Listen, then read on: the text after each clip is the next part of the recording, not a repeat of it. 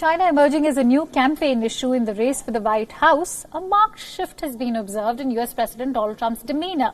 Before COVID-19 and despite U.S.-China trade tensions, President Donald Trump exhibited a largely favorable view of China, or specifically of Chinese President Xi Jinping. But now, with the coronavirus pandemic and allegations against China and the World Health Organization, President Trump has been forced to change track.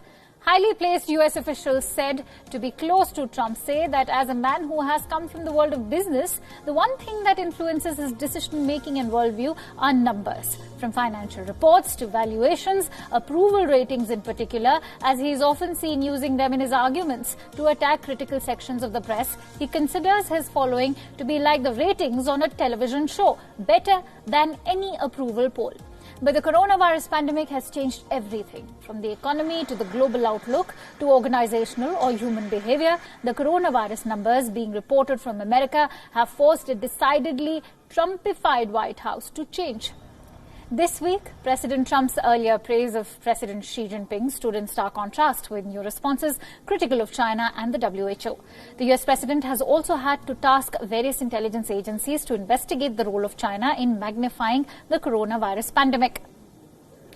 This week, a revelatory poll showed that U.S. citizens are appearing to lose faith in what their president said about the pandemic.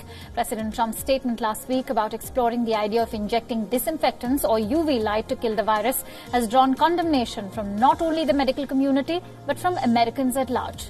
What made President Trump change his tune is that even within his base of lifelong Republicans, there was near unanimous dismissal of his suggestion. Due to these numbers, President Trump was forced to issue a clarification that he was simply being sarcastic.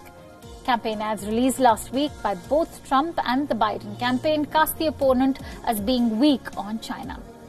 The war of words is likely to get more strident as November draws closer and as the numbers of COVID-19 cases and deaths increase. President Trump has also painted Biden as Beijing's candidate of choice, calling him their dream candidate in a tweet last week.